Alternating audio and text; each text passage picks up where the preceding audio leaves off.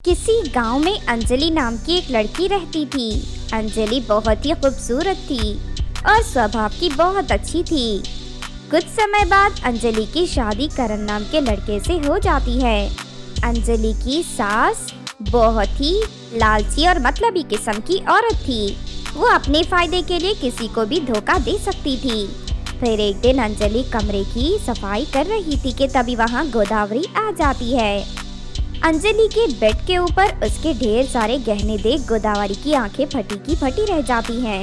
अरे मेरी बहू के पास तो इतने सारे गहने हैं, लेकिन इस चालाक लड़की ने आज तक मुझे कभी अपने गहने नहीं दिखाए। मुझे किसी भी तरह इसके सारे गहने हड़पने होंगे।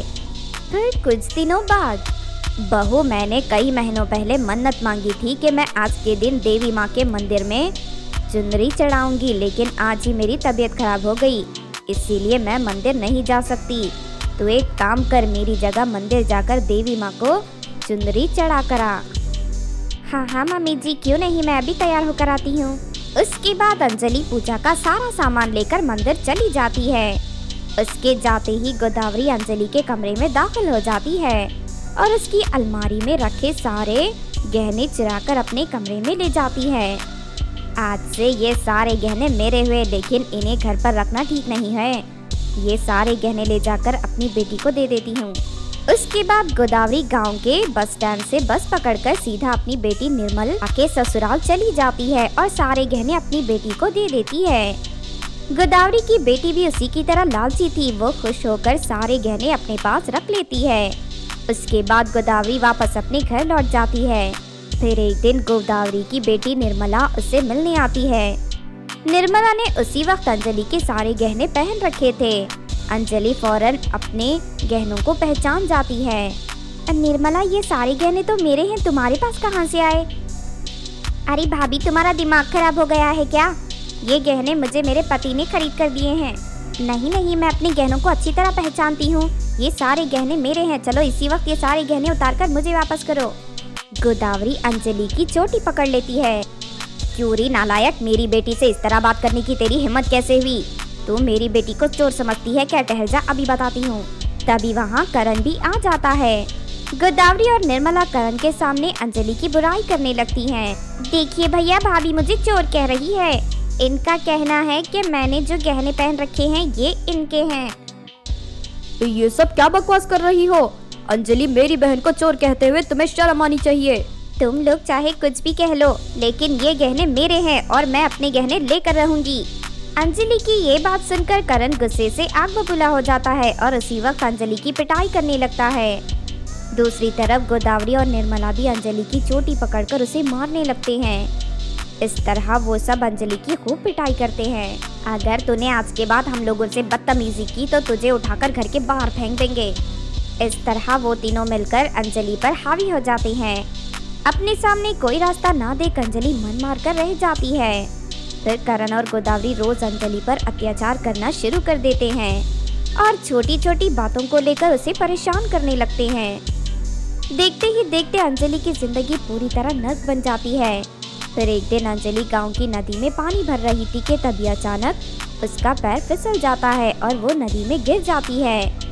अंजलि को तैरना नहीं आता था, जिस वजह से वो पानी में डूबने लगती है। कोई मेरी मदद करो, मुझे तैरना नहीं आता, कोई मुझे बचाओ। तभी उस नदी में रहने वाली जलपरी वहाँ प्रकट हो जाती है और अंजलि को बचाकर नदी के किनारे ले जाती है। अंजलि का उतरा हुआ चेहरा देख जलपरी सारी बात समझ जाती है। लगता है तुम्हारी जिंदगी दुखों से भरी हुई है। ये सुनकर अंजलि रोने लगती है और जलपरी को अपनी हालत के बारे में सब कुछ बता देती है। जलपरी को अंजलि पर बहुत तरस आता है और वो उसी वक्त अपने हाथ से 2 चूड़ियाँ निकालकर अंजलि को पहना देती है।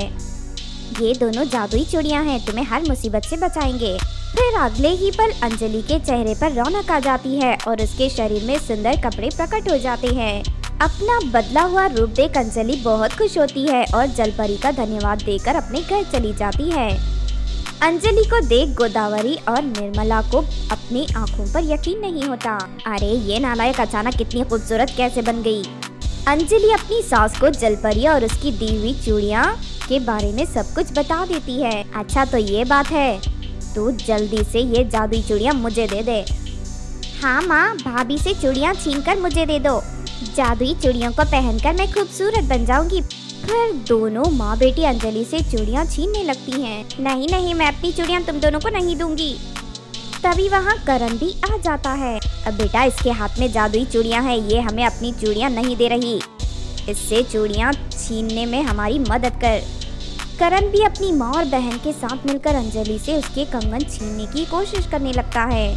लेकिन तभी अचानक उन चूड़ियों से बड़ी बड़ी रस्सियाँ बाहर निकलकर तीनों को बांध देती हैं। उसके बाद चूड़ियों से 3 जलती हुई मशाल बाहर निकल आती है। तभी वहाँ का शोर शराबा सुनकर गांव वाले इकट्ठे हो जाते हैं। तुम तीनों गांव वालों के सामने अपना गुनाह कबूल कर लो, वरना मैं तुम्हें जलाकर मार दूंगी। नहीं नहीं, हमें कुछ मत करना, हमसे गलती हो गई। देख बहू, मैंने तेरे सारे गहने चुराकर अपनी बेटी को दिए थे। मैं अपनी गलती मानती हूँ। गोदावरी की बातें सुनकर गांव वालों को बहुत गुस्सा आता है। गोदावरी बहन, तुम तीनों ने मिलकर इस बेचारी लड़की पर बहुत अत्याचार किया है। हम गांव वाले ये बिल्कुल बर्दाश्त नहीं करेंगे। अगर आज के बाद तुमने अपनी बहू को किसी भी तरह की तकलीफ दी तो हम सब तुम्हें गांव से बाहर भगा देंगे। और नहीं नहीं, हम लोग आज के बाद अंजलि को कभी परेशान नहीं करेंगे। इस तरह वो तीनों अपनी गलती मान लेते हैं। उस दिन के बाद से निर्मला अंजलि को उसके सारे गहने लौटा देती है। उस दिन के बाद से अंजलि की जिंदगी में कभी कोई परेशानी नहीं आती और वो हंसी खुशी रहने लगती है। किसी गांव में अंजलि नाम की एक लड़की रहती थी। अंजलि बहुत ही खूबसूरत थी और स्वभाव की बहुत अच्छी थी। कुछ समय बाद अंजलि की शादी करण नाम के लड़के से हो जाती है। अंजलि की सास बहुत ही लालची और मतलबी किस्म की औरत थी। वो अपने फायदे के लिए किसी को भी धोखा दे सकती थी। फिर एक दिन अंजलि कमरे की सफाई कर रही थी कि तभी वहाँ गोदावरी आ जाती है। अंजलि के बेड के ऊपर उसके ढेर सारे गहने देख गोदावरी की आंखें फटी की फटी रह जाती हैं। अरे, मेरी बहू के पास तो इतने सारे गहने हैं, लेकिन इस चालाक लड़की ने आज तक मुझे कभी अपने गहने नहीं दिखाए। मुझे किसी भी तरह इसके सारे गहने हड़पने होंगे। फिर कुछ दिनों बाद, बहू, मैंने कई महीनों पहले मन्नत मांगी थी कि मैं आज के दिन देवी माँ के मंदिर में चुनरी चढ़ाऊंगी, लेकिन आज ही मेरी तबीयत खराब हो गई, इसीलिए मैं मंदिर नहीं जा सकती।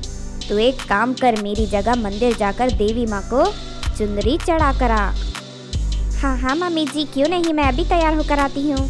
उसके बाद अंजलि पूजा का सारा सामान लेकर मंदिर चली जाती है। उसके जाते ही गोदावरी अंजलि के कमरे में दाखिल हो जाती है और उसकी अलमारी में रखे सारे गहने चुराकर अपने कमरे में ले जाती है। आज से ये सारे गहने मेरे हुए, लेकिन इन्हें घर पर रखना ठीक नहीं है। ये सारे गहने ले जाकर अपनी बेटी को दे देती हूँ। उसके बाद गोदावरी गांव के बस स्टैंड से बस पकड़कर सीधा अपनी बेटी निर्मला के ससुराल चली जाती है और सारे गहने अपनी बेटी को दे देती है। गोदावरी की बेटी भी उसी की तरह लालची थी। वो खुश होकर सारे गहने अपने पास रख लेती है। उसके बाद गोदावरी वापस अपने घर लौट जाती है। फिर एक दिन गोदावरी की बेटी निर्मला उससे मिलने आती है। निर्मला ने उसी वक्त अंजलि के सारे गहने पहन रखे थे। अंजलि फौरन अपने गहनों को पहचान जाती है। निर्मला, ये सारे गहने तो मेरे हैं, तुम्हारे पास कहाँ से आए? अरे भाभी, तुम्हारा दिमाग खराब हो गया है क्या? ये गहने मुझे मेरे पति ने खरीद कर दिए हैं। नहीं नहीं, मैं अपने गहनों को अच्छी तरह पहचानती हूँ। ये सारे गहने मेरे हैं। चलो इसी वक्त ये सारे गहने उतार कर मुझे वापस करो। गोदावरी अंजलि की चोटी पकड़ लेती है। क्यों रे नालायक, मेरी बेटी से इस तरह बात करने की तेरी हिम्मत कैसे हुई? तू मेरी बेटी को चोर समझती है क्या? ठहर जा, अभी बताती हूँ। तभी वहाँ करण भी आ जाता है। गोदावरी और निर्मला करण के सामने अंजलि की बुराई करने लगती हैं। देखिए भैया, भाभी मुझे चोर कह रही है। इनका कहना है कि मैंने जो गहने पहन रखे हैं ये इनके हैं। तो ये सब क्या बकवास कर रही हो? अंजलि, मेरी बहन को चोर कहते हुए तुम्हें शर्म आनी चाहिए। तुम लोग चाहे कुछ भी कह लो, लेकिन ये गहने मेरे हैं और मैं अपने गहने लेकर रहूंगी। अंजलि की ये बात सुनकर करण गुस्से से आग बबूला हो जाता है और उसी वक्त अंजलि की पिटाई करने लगता है। दूसरी तरफ गोदावरी और निर्मला भी अंजलि की चोटी पकड़कर उसे मारने लगते हैं। इस तरह वो सब अंजलि की खूब पिटाई करते हैं। अगर तूने आज के बाद हम लोगों से बदतमीजी की तो तुझे उठाकर घर के बाहर फेंक देंगे। इस तरह वो तीनों मिलकर अंजलि पर हावी हो जाते हैं। अपने सामने कोई रास्ता ना देख अंजलि मन मारकर रह जाती है। फिर करण और गोदावरी रोज अंजलि पर अत्याचार करना शुरू कर देते हैं और छोटी छोटी बातों को लेकर उसे परेशान करने लगते हैं। देखते ही देखते अंजलि की जिंदगी पूरी तरह नर्क बन जाती है। फिर एक दिन अंजलि गांव की नदी में पानी भर रही थी कि तभी अचानक उसका पैर फिसल जाता है और वो नदी में गिर जाती है। अंजलि को तैरना नहीं आता था, जिस वजह से वो पानी में डूबने लगती है। कोई मेरी मदद करो, मुझे तैरना नहीं आता, कोई मुझे बचाओ। तभी उस नदी में रहने वाली जलपरी वहाँ प्रकट हो जाती है और अंजलि को बचाकर नदी के किनारे ले जाती है। अंजलि का उतरा हुआ चेहरा देख जलपरी सारी बात समझ जाती है। लगता है तुम्हारी जिंदगी दुखों से भरी हुई है। ये सुनकर अंजलि रोने लगती है और जलपरी को अपनी हालत के बारे में सब कुछ बता देती है। जलपरी को अंजलि पर बहुत तरस आता है और वो उसी वक्त अपने हाथ से 2 चूड़ियाँ निकालकर अंजलि को पहना देती है। ये दोनों जादुई चूड़ियाँ हैं, तुम्हें हर मुसीबत से बचाएंगे। फिर अगले ही पल अंजलि के चेहरे पर रौनक आ जाती है और उसके शरीर में सुंदर कपड़े प्रकट हो जाते हैं। अपना बदला हुआ रूप देख अंजलि बहुत खुश होती है और जलपरी का धन्यवाद देकर अपने घर चली जाती है। अंजलि को देख गोदावरी और निर्मला को अपनी आंखों पर यकीन नहीं होता। अरे ये नालायक अचानक इतनी खूबसूरत कैसे बन गई। अंजलि अपनी सास को जलपरी और उसकी दी हुई चूड़ियाँ के बारे में सब कुछ बता देती है। अच्छा तो ये बात है, तू जल्दी से ये जादुई चूड़ियाँ मुझे दे दे। हाँ माँ, भाभी से चूड़ियाँ छीनकर मुझे दे दो। जादुई चूड़ियों को पहनकर मैं खूबसूरत बन जाऊंगी। फिर दोनों माँ बेटी अंजलि से चूड़ियाँ छीनने लगती हैं। नहीं नहीं, मैं अपनी चूड़ियाँ तुम दोनों को नहीं दूंगी।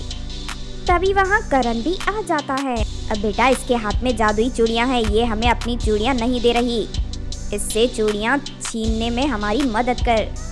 करण भी अपनी माँ और बहन के साथ मिलकर अंजलि से उसके कंगन छीनने की कोशिश करने लगता है, लेकिन तभी अचानक उन चूड़ियों से बड़ी बड़ी रस्सियाँ बाहर निकलकर तीनों को बांध देती हैं। उसके बाद चूड़ियों से 3 जलती हुई मशाल बाहर निकल आती है। तभी वहाँ का शोर शराबा सुनकर गांव वाले इकट्ठे हो जाते हैं। तुम तीनों गांव वालों के सामने अपना गुनाह कबूल कर लो, वरना मैं तुम्हें जलाकर मार दूंगी। नहीं नहीं, हमें कुछ मत करना, हमसे गलती हो गई। देख बहू, मैंने तेरे सारे गहने चुराकर अपनी बेटी को दिए थे, मैं अपनी गलती मानती हूँ। गोदावरी की बातें सुनकर गाँव वालों को बहुत गुस्सा आता है। गोदावरी बहन, तुम तीनों ने मिलकर इस बेचारी लड़की पर बहुत अत्याचार किया है। हम गाँव वाले ये बिल्कुल बर्दाश्त नहीं करेंगे। अगर आज के बाद तुमने अपनी बहू को किसी भी तरह की तकलीफ दी तो हम सब तुम्हें गांव से बाहर भगा देंगे। और नहीं, हम लोग आज के बाद अंजलि को कभी परेशान नहीं करेंगे। इस तरह वो तीनों अपनी गलती मान लेते हैं। उस दिन के बाद से निर्मला अंजलि को उसके सारे गहने लौटा देती है। उस दिन के बाद से अंजलि की जिंदगी में कभी कोई परेशानी नहीं आती और वो हंसी खुशी रहने लगती है।